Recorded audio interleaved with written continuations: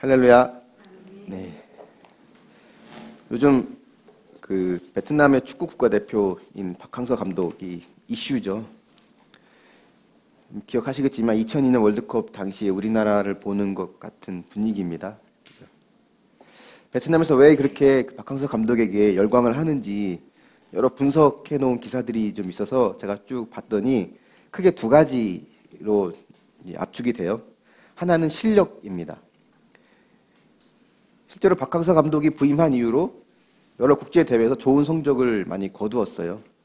아시안 게임 때는 4강에 들기도 하고 최근에 있었던 동남아 국제 축구 대회에서는 우승도 하고. 근데 그 실력만 있는 것 가지고도 이렇게 열광적으로 사람들이 좋아할 수 있을까는 다 해석이 되지 않습니다. 또 하나가 있는데 뭐냐면 그건 인성이었습니다. 그러니까 실력과 인성이 이제 그 베트남의 박항서 감독이 이슈가 되는 요인이라고 보는 거죠. 제자들을 아끼고 사랑하는 마음, 또 겸손한 마음, 그럼에도 불구하고 뜨겁게 축구를 사랑하는 그런 열정, 이런 것들이 이제 그 감독의 인품에 잘 녹아들어서 이제 그 리더십을 잘 발휘해 나가는 걸 보면서 이제 그걸 파파 리더십이라고도 이제 하더라고요. 가만 보면 선수들을 자식같이 여기는 것 같고 선수들도 감독을 아빠처럼 여기는 것 같은 그런 진정성들이 우리도 보이잖아요, 눈에. 반면에 이와 반대의 모습도 뉴스에도 많이 나옵니다. 동계올림픽에서 우리에게 많은 메달을 안겨줬던 쇼트트랙의 어두운 면들을 최근에 많이 보여주죠. 선수들에게 이제 폭력을 행사하는 그런 코치에 대한 이야기가 좀 나오는데, 그들이 올림픽에서 금메달을 많이 따고 쇼트트랙 최강국으로 우리나라를 그렇게 만드는 데는 큰 공을 세웠을지는 몰라도 또 거기에 대한 대가로 많은 선수들에게 돌이킬 수 없는 상처와 아픔을 주고 하는 모습들도 우리는 뉴스를 통해 봅니다. 어떤 리더십이 참된 리더십일까라고 하는 것은 우리가 비교해서 보면 분명히 알 수 있죠. 만왕의 왕이시면서 온 세상의 창조주이시고 심판자이신 예수님은 어떤 리더십으로 오시는 걸까? 만약에 그분이 어떤 스포츠 종목의 감독이라면 어떤 모습의 감독일까를 한번 생각해 보게 됩니다. 우리가 성탄절을 맞이해서 예수님에 대한 이야기를 좀 몇 주 보는데, 지난주에 빛으로 오신 예수님을 봤다면 오늘은 왕으로 오신 그 예수님을 한번 살펴보려고 해요. 우리가 읽었던 마태복음 2장에 보면 이 헤롯 왕의 이야기, 동방박사의 이야기는 다른 복음서에 나와 있지 않은 오직 마태복음에만 기록되어 있는 내용입니다. 하지만 성탄절에서 빼놓을 수 없는 스토리죠. 그래서 주일학교 어릴 때 교회를 다녀본 경험이 있으신 분들은 이걸로 이제 선극도 하기도 하고 스토리를 만들기에 참 좋은 내용이었어요. 동방에서 온 박사들이 외쳤던 그 한마디, 유대인의 왕으로 나신 이가 어디 있습니까? 라고 하는 이 한마디 때문에 헤롯 왕과 온 이스라엘이 소동을 일으킵니다. 당시 이스라엘은요, 로마의 식민지 가운데 있었습니다. 로마는 식민지를 다스리기 위해서 그 넓은 지역을 다 자기들이 다스릴 수 없으니까 그 나라 사람에게 통치권을 줘서 그 나라를 다스리게 했어요. 그걸 분봉왕이라고 하거든요. 근데 헤롯 왕이 그런 왕이었는데, 이 헤롯은 순수한 이스라엘 혈통은 아니었고 에돔 족속의 사람이었습니다. 에서의 후손이었던 거죠. 그래서 정치적 수완이 좋았는지 어땠는지 모르겠지만 이스라엘을 다스릴 수 있는 그 권한을 받았어요, 로마로부터. 그래서 성경에 헤롯 왕이 이제 여러 명 등장합니다. 헤롯 1세, 2세, 3세, 4세 등장하거든요. 다 같은 헤롯이 아니에요. 그래서 오늘 나오는 이 헤롯은 2세입니다. 이 헤롯 왕이 나중에 세례 요한도 죽여요. 또 뒤에 보면 야고보를 죽이고 베드로를 옥에 가둔 헤롯 왕이 나오는데 그 헤롯 왕은 3세입니다. 이 헤롯 왕들은 매우 잔인하기로 유명했는데 특히 헤롯 2세는 더 그랬어요. 자신의 절대 권력을 넘보는 자 혹은 장래의 위험이 될 만한 자들은 자기 가족, 심지어 자기 아들이라고 해도 잔인하게 예외 없이 죽였습니다. 그런 헤롯 왕에게 유대인의 왕이 태어났다는 소식은 그냥 넘어갈 수 있는 일이 아니었죠. 화근은 초기에 없애야 돼요. 이 헤롯 왕의 입장에서 보면. 학자들에게 이제 그 예언을 물어보면서 베들레헴에서 태어날 것을 알게 됐고, 동방 박사에게는 별이 나타날 시기를 물어보고, 그래서 결과적으로 결론을 내리면서 베들레헴에 사는 2살 이하의 남자아이는 모두 죽이는 것으로 이제 결론을 내리죠. 그래서 모두 몰살시킵니다. 성경에 나와 있지 않지만 다른 기록에 의하면 이때 죽은 아이들 중에는 헤롯 왕이 자신의 둘째 부인을 통해 낳은 2 아들도 있었다고 해요.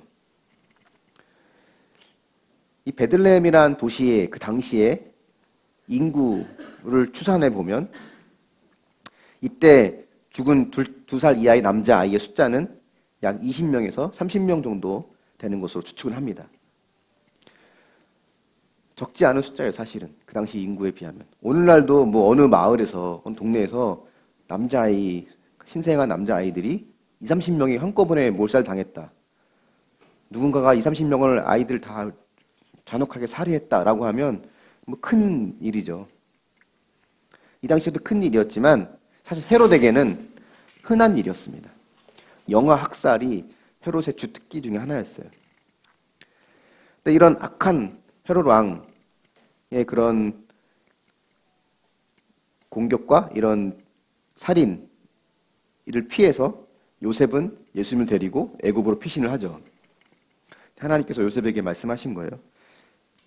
아마 당시에 로마와 그래도 대항할 만한 세력은 그래도 아직까지는 애굽이었던 것 같습니다. 애굽으로 도망을 간 겁니다. 예수님이 난민이 되신 거예요. 그 나라에서는 핍박을 받고 살 수 없으니까 다른 나라로 난민이 되신 겁니다. 이 당시에 이런 악과 불의함들, 폭력들, 아무 죄 없는 어린아이들까지 잔인하게 죽여서 자신의 권력을 유지하고 싶어하는 이런 악한 모습들은 도대체 어디서부터 나온 것일까? 뭐 북한의 김정은이 자신의 고모부도 제거하고 뭐 자신에게 대항할 만한 사람들을 다 제거하는 것 같은 것처럼 보면 어떤 불의한 통치자들의 권력? 여기부터 오는 것일까? 권력이란 것이 사람을 그렇게 만드는 것일까? 라고 우리가 또 생각해 볼 수도 있습니다. 만약 그렇다면 그냥 부유층의 사람들, 권력층에 있는 사람들만 다 때려잡으면 문제가 해결될 수 있죠. 근데 과연 그렇다고 해서 세상에 이 악이 사라지는 걸까? 라고 우리가 질문해 본다면 거기에도 그렇다라고 대답할 수 없습니다. 성경은 이런 세상의 악은 모두 인간의 마음으로부터 나온다라고 말을 해요. 예레미야 17장 9절 말씀 한번 같이 읽어볼까요? 시작. 만물보다 거짓되고 심히 부패한 것은 마음이라 누가 능히 이를 알리오마는. 세상의 모든 만물보다 거짓되고 부패한 것이 바로 우리의 마음이랍니다. 그런 의미에서 볼 때 헤롯 왕의 이런 모습은 바로 우리의 모습이기도 하다는 거예요. 나는 헤롯과 다르다, 나는 헤롯이 아니다라고 자신 있게 말할 수 있을까? 그렇지 않다는 겁니다. 만약 내가 왕이 되고 싶은데, 혹은 내가 지금 왕인데 다른 누군가가 또 왕이 있다고 하면 어떻게 해야 되겠습니까? 둘 중 하나는 물러나야 돼요. 왜냐하면 절대 권력자는 한 명뿐이거든요. 그리고 그 외 모든 사람들은 그 절대 권력자에게 복종해야 됩니다. 근데 우리가 기억하는 것은, 우리가 알아야 될 것은 이 세상의 절대 권력자에는 헤롯 왕도 아니에요. 그 어떤 왕도 아닙니다. 진정한 절대 권력자이신 분은, 절대 주권을 가지신 그분은 바로 예수님 뿐이거든요. 그래서 우리는 그분에게 왕의 자리를 내어주고 그 자리에서 내려오는 거예요. 그게 맞습니다. 유대인의 왕이 어디 계시냐라고 물었으면 이제 그 유대인의 왕에게 내 자리를 내어드려야 돼요. 하지만 때론 우리는 그분에게 내 자리를 내어드리기보다는 그분에게 왕의 자리를 내어주지 않으려고 하는 헤롯의 모습이 있다는 겁니다. 절대 권력자라고 하는 것은 무조건적인 충성을 요구한다는 거거든요. 예수님도 예외는 아닙니다. 누가복음 14장 26절을 보면 예수님이 이렇게 말씀하시거든요. 같이 한번 보겠습니다. 시작. 무릇 내게 오는 자가 자기 부모와 처자와 형제와 자매와 더욱이 자기 목숨까지도 미워하지 아니하면 능히 내 제자가 되지 못하고. 예수님이 내게 오려면 부모도 미워하라고 그러고 처자도 미워하라고 그러고 형제와 자매도 미워하라고 합니다. 정말 예수님이 하시고 싶은 말은 가족을 미워하라는 것일까요? 그게 아니죠. 그분께 나에게 최고의 충성을 하라는 거예요. 왜냐하면 예수님은 우리에게 모든 걸 내어주셨기 때문에 이제는 그 예수님이 우리에게 나의 전부를 달라고 말씀하고 계신 겁니다.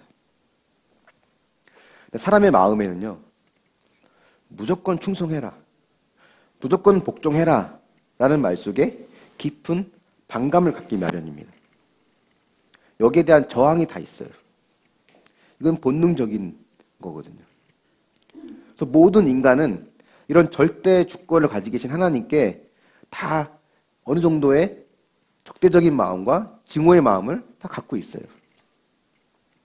그동안 그걸 교양으로, 교육으로, 때로는 종교적인 모습으로, 신앙으로, 문화로 감추고 숨겨온 것일 뿐이지 아무리 교육을 받고 아무리 교양으로, 신앙으로 가린다 해도 그 본성이 사라지지는 않습니다.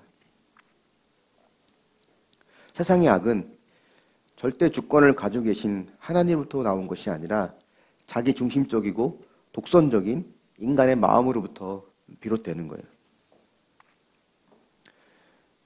다들 세상이 내 필요와 내 중심으로 돌아가기를 원하거든요.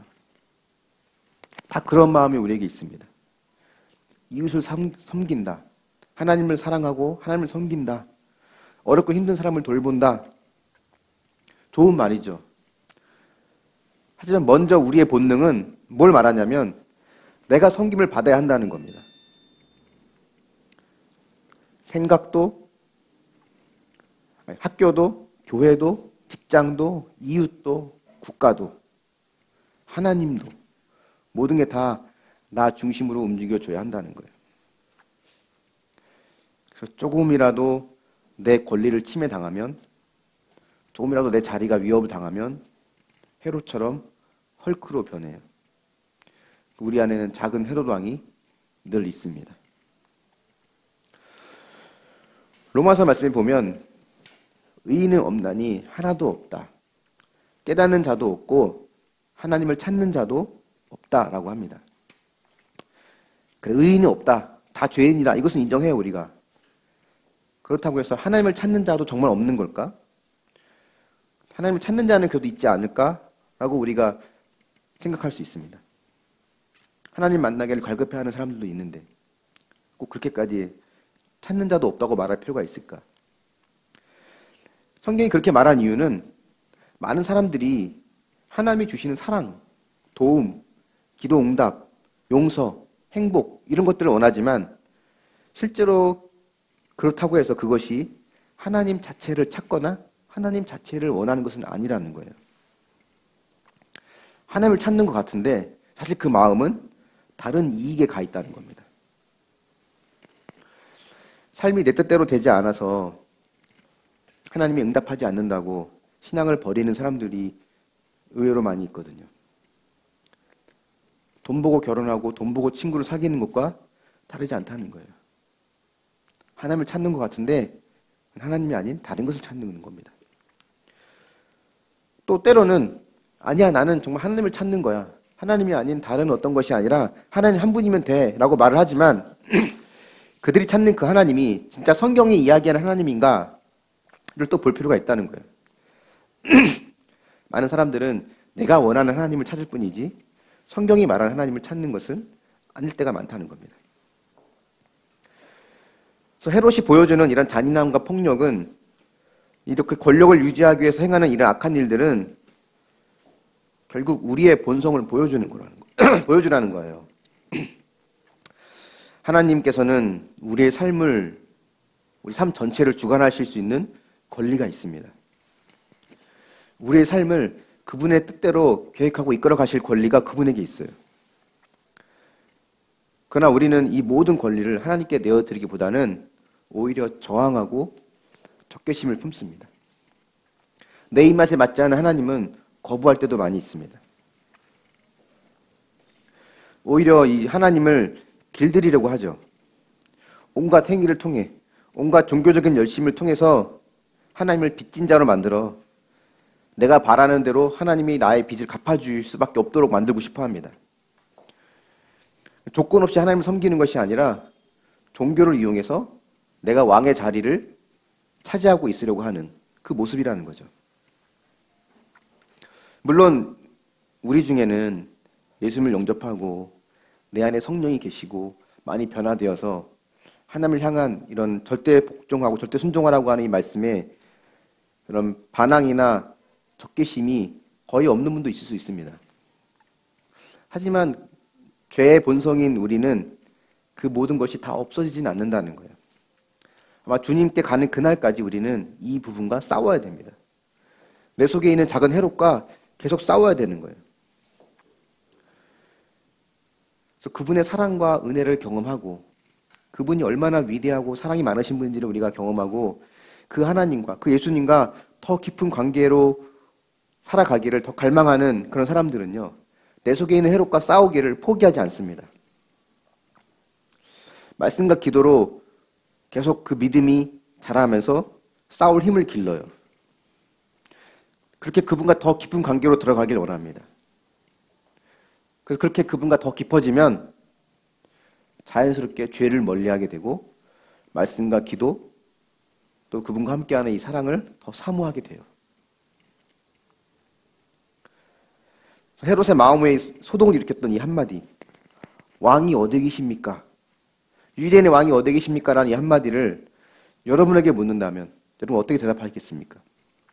여러분의 왕은 어디에 계십니까? 여러분 안에 있나요?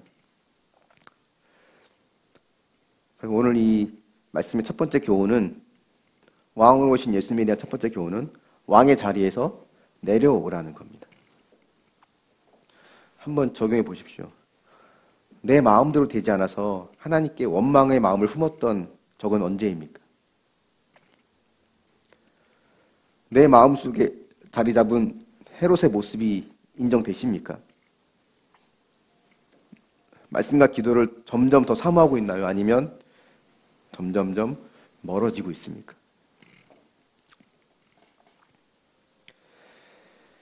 두 번째를 보려고 하는데요.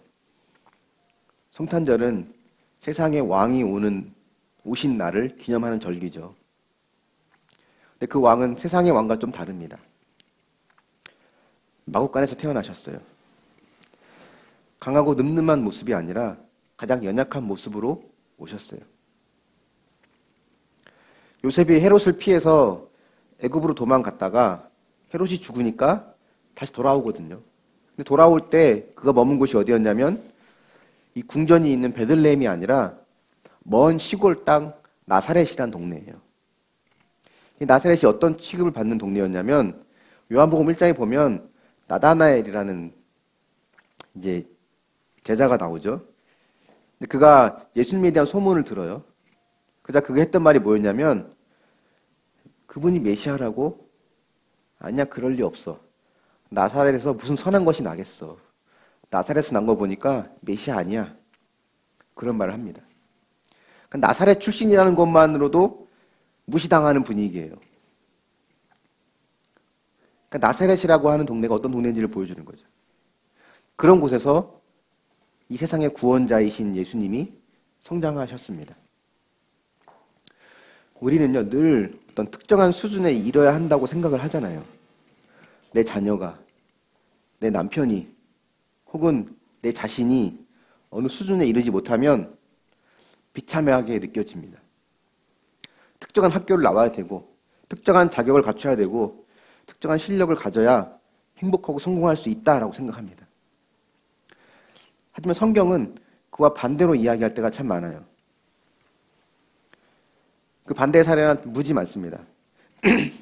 가장 가까운 예로 예수님이죠. 말 구유에서 태어나셔서 나사렛이란 동네에서 자라나셨어요. 또 하나님이 이스라엘을 택하실 때 힘있고 강한 로마나 바벨론을 택하신 것이 아니라 약한 소수민족이었던 유대인을 택하여 주셨습니다. 골리앗을 이긴 것은 무시당하고 비웃음을 당했던 다윗이었어요. 이 당시 고대에는 늘 큰아들, 첫째 아들, 장남이 그 아버지 재산의 대부분을 물려받고 또 그 아버지의 기업이 장남을 통해서 이어져 왔거든요. 근데 하나님은 가인이 아닌 아벨을 선택하셨고 이스마엘이 아닌 이삭을 선택하셨습니다. 에서가 아닌 야곱을 택하셨고 므낫세가 아닌 에브라임을 택하셨고 많은 형들이 있지만 그 형들이 아닌 제일 막내였던 다윗을 하나님은 택하셨다는 거예요. 젊고 건강한 하가를 통해 일하신 것이 아니라 이미 경수가 끊어진 늙은 사라를 통해 하나님은 일하셨습니다. 예쁘고 사랑받는 라헬이 아니라 사랑받지 못하고 거절당했던 레아를 하나님은 택하셨어요. 리브가나 한나, 삼손의 어머니, 세례요한의 어머니 다 모두가 아이를 낳을 수 없는 여인이었습니다. 그 당시에 여인이 아이를 낳을 수 없다고 하는 것은 굉장히 수치스럽고 또 가문에 그런 피해를 입히는 일이었거든요. 저와 여러분은 어떨까요? 우리의 삶의 모습은 어떨까요? 저도 그런 생각 많이 하거든요. 세상에 날고 기는 사람들 참 많은데 연약한 나를 하나님 목사로 세우셨을까? 교회를 개척하게 하셨을까? 교회라는 곳이 세상의 조직처럼 발전하려면요, 마케팅 전문가에게 전도를 맡기고 스피치 전문가에게 설교를 맡기고 인테리어 전문가에게 이런 인테리어들을 맡기고 백종 같은 셰프를 데려다가 요리를 맡기고 부동산 전문가를 데려다가 가장 요지의 땅에다가 교회를 세우고 경영 전문가, 컨설턴트들을 세워서 교회를 운영하면 됩니다. 그럼 교회가 빠르게 성장하고 발전할 수 있을 거예요. 하나님은 그렇게 하지 않으신다는 거예요. 약하고 부족한 저와 여러분이 모여서 때론 좌충우돌을 하고 때론 실수하고 넘어지지만 하나님은 그런 우리와 함께 교회를 세우시고 이끌어 가기를 원하신다는 겁니다. 하나님이 그냥 약한 자를 좋아하시는 걸까? 강한 자는 그냥 싫어하시는 걸까? 하나님이? 그렇지 않아요. 여기에는 하나님의 구원 방식이 들어 있습니다. 다른 종교나 철학들은 우리에게 이렇게 말하거든요. 전력을 다해서 열심히 살아라. 피땀 흘려 매진해라. 더 강한 자가 되라. 그래야 네가 살 수 있다라고 말을 합니다. 하나님의 구원 방식은 다르잖아요. 하나님은 내가 약하다는 것을 인정하는 사람들과 함께 일하십니다.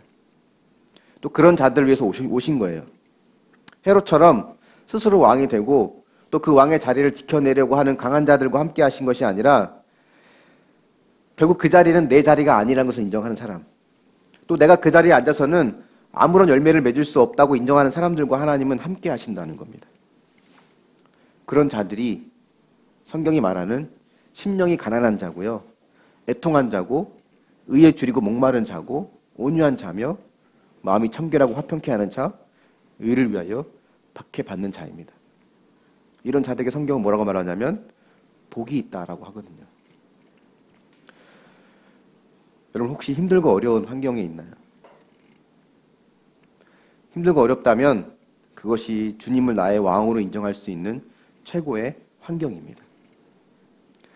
나의 심령을 가난하게 만드는 그 환경, 나를 애통하게 만들고 의에 줄이고 목마르게 만드는 그 환경이 나에게 있어서 가장 불행한 환경이 아니라 내게 복을 주시기 위해서 하나님께서 내게 주신 최고의 환경이라는 거예요. 모든 걸 다 가지면 우리는 어느 누구도 주님을 필요로 하지 않습니다.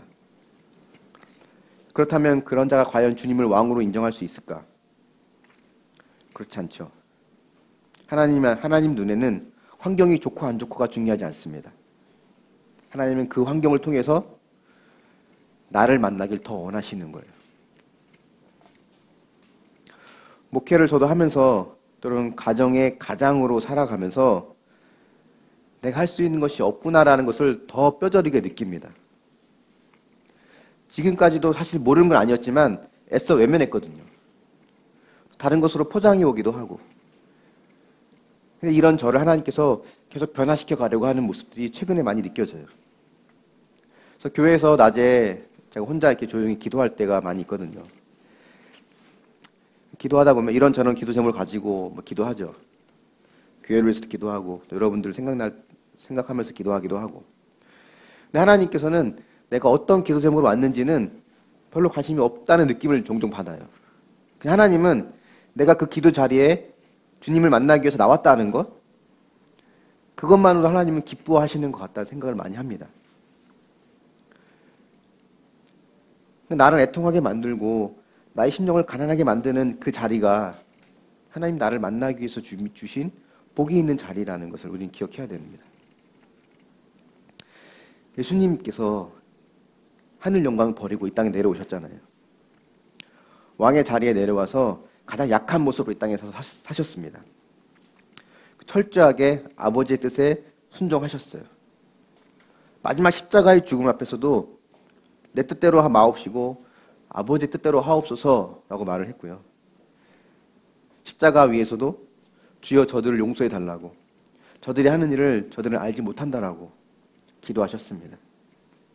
그러니까 예수님이 왕권을 행사한 것은 헤롯처럼 힘으로, 권력으로 화근이 될 만한 자들을, 약한 자들을 없애는 식으로 폭력으로 왕권을 행사한 것이 아니라 그 예수님은 순종과 겸손으로 그 왕권을 행사하셨습니다. 근데 이 말을 우리가 들을 때 실력을 키우지 말아라, 최고가 되지 말아라, 이런 뜻으로 오해하지 않았으면 좋겠습니다. 여러분, 실력을 키우십시오. 여러분 있는 자리에서 최고가 되세요. 문화, 정치, 경제, 예술 각각 분야에서 최고가 되셔야 합니다. 그 일이 큰 일이든 작은 일이든 여러분이 있는 자리에서 최고의 실력을 가지십시오. 각 분야에서 하나님을 왕으로 모시는 신실한 크리스찬들이 다 있어야 돼요. 다만 말구에 태어나셔서 나사렛이라는 동네에서 자라신 그 예수님의 스토리는 우리가 뭘 이야기하냐면 그런 최고의 자리에 마음을 빼앗기지 말라는 겁니다. 우리는 그 자리에서 하나님을 사랑하고 이웃을 사랑하는 거예요. 그것이 우리의 할 일입니다. 지위나 재산, 성공을 숭배하는 자가 돼서도 안 되고, 또한 나는 그런 자리에 오르지 못했는데 그런 자리에 오른 자들을 멸시하거나 경멸해서도 안 되는 겁니다. 가난한 자든 부유한 자든 모두에게 복음이 필요해요. 성탄절의 메시지는 혈통이나 지위나 학위나 부, 권력이 있고 없고, 건강하고 건강하지 않고, 이 모든 조건들이 중요하지 않다는 것을 말하는 겁니다. 헤롯에게도, 동방 박사들에게도, 목동들에게도 예수님은 필요했습니다. 내가 그 자리에서 내려왔으면 이제는 그 왕의 자리에 주님을 앉히셔야 됩니다. 그것이 바로 내가 진짜 왕 같은 제사장이 되는 길이에요. 두 번째 교훈이 있다면 이겁니다. 주님을 왕의 자리에 앉게 하라는 겁니다. 한번 적용해 보십시오. 나의 마음을 가난하고 애통하게 만드는 환경, 무엇이 있습니까? 그럼 무엇 때문에 마음이 가난해졌나요? 무엇 때문에 애통해하고 있습니까? 무엇이 여러분을 목마르게 합니까? 약하고 힘든 환경이 주님을 왕으로 인정할 수 있는 최고의 환경이라는 것을 인정하십니까? 내 주변에 왕이신 예수님이 필요한 사람은 누가 있습니까? 오늘 말씀의 결론을 맺어보겠습니다. 우리는요, 다 모두가 내 인생의 왕의 자리에서 내려오고 싶어 하지 않아요. 헤롯처럼 조금이라도 내 심기를 건드리거나 조금이라도 내 영역을 침범해오면 어떻게든 없애버리거나 최소한 불편한 기색을 감추지 않습니다. 이게 우리의 모습입니다. 왜 그럴까? 왜 그럴까? 아직 우리는 주인을 바꾸지 못했기 때문이에요. 신앙생활의 핵심은 주인 바꾸기입니다. 진정한 절대 권력자이신 그분에게 나의 모든 권한을 양도하고 나는 그분께 완전히 복종하는 것이 주인 바꾸기입니다. 이게 제일 어려워요. 무조건 복종해라, 무조건 순종해라는 말은 우리에게 거부감을 느끼거든요. 내 생각과 욕심과 감정을 다 내려놓고 주님의 뜻만 생각할 수 있는 그 믿음이 바로 주인 바꾸기의 믿음입니다. 왕으로 오신 예수님 어떠했습니까? 세상의 왕이시면서 만왕의 왕이신 그분은 스스로 그 자리에서 내려오셨어요. 왕권을 행사하는 방식은 헤롯 같은 방식이 아니었습니다. 말구에서 태어나시고 나사렛에서 자라시며 그런 모습으로 왕권을 행사하셨어요. 구원을 위해서, 저와 여러분을 왕 같은 제사장으로 삼으시기 위해서. 근데 정작 우리는요, 하나님에게 관심이 없을 때가 많습니다. 주님은 우리를 기다리거든요. 지금도 기다리세요. 가까이 오라고, 가까이 오라고. 근데 우리의 관심은 그 주님이 아니라 주님이 주시는 선물만 관심이 있습니다. 선물을 주시는 그분에게 관심이 없고 선물만 바라보고 있는 내 모습을 우리는 볼 수 있어야 돼요. 예수님은 우리를 위해서 자신을 내어드렸습니다. 그래서 이제는 우리가 그분께 나를 드릴 차례입니다. 그분이 우리에게 오셔서 내가 너의 왕의 자리에 앉고 싶다고 말씀하시는 거예요. 근데 헤롯처럼 폭력으로 그 자리를 뺏지는 않으시는 분입니다. 주님은 인격적인 분이거든요. 다시 말하면 나의 동의를 기다리시는 분이에요. 그 문을 열어주겠니? 그 자리를 내게 내어주겠니? 계시록 3장 20절에 보면 이렇게 말씀하죠. 내가 문 밖에 서서 두드리노니 누구든지 내 음성을 듣고 문을 열면 내가 그로 들어가 그로 더불어 먹고 그는 나로 더불어 먹으리라. 그분은 지금도 끊임없이 내 마음을 두드리고 계십니다. 예수님을 믿었다고요? 영접했다고요? 이 말씀은 그 말씀이 아니에요. 계시록 3장 20절 말씀은. 내가 너 삶의 주인이 되겠다는 거예요. 너의 왕의 자리에 내가 앉겠다는 겁니다. 이제는 내가 너를 지배하고 다스리겠다는 거예요. 너는 온전히 나에게 순종하라는 겁니다. 이렇게 두드리고 있다는 거예요.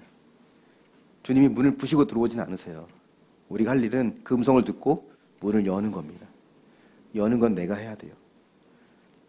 그러면 주님이 나와 함께 먹겠다고 하십니다. 나와 더불어 함께 먹고 마시겠다는 거예요. 그게 주인 대신 왕을 내 삶의 주인으로 인정하는 겁니다. 우리는 내가 주인 되고 싶어하고 내가 왕이 되려는 본성과 끊임없이 싸워야 돼요. 끊임없이 기도와 말씀으로 그분을 알아야 됩니다. 그분과 더 깊은 사귐을 가져야 돼요. 그 사귐을 사모해야 되고 그분과 함께함을 갈망해야 됩니다. 여러분 얼마나 주님을 갈망하시며 그분을 얼마나 갈급해하고 계십니까? 그분과 함께함을 얼마나 목말라 하고 있어요. 주님이 아닌 다른 것에 목말라 하고 있다면 우리는 다른 것을 내려놓고 주님을 내 삶의 주인으로 받아들이는 그 일을 행해야 됩니다. 주인을 바꿔야 된다는 거예요. 왕으로 오신 그 예수님, 그분을 나의 왕으로 인정하는 저와 여러분이 될 수 있기를 예수님의 이름으로 축원합니다. 아멘. 함께 자리에 나셔서 함께 찬양하며 또 기도의 자리로 나가기를 원하는데요. 이스라엘의 왕으로 오신 주님, 나의 왕으로 오신 주님을 찬양하며 나가기 원합니다. 저들밖에 한밤중에 찬양할게요.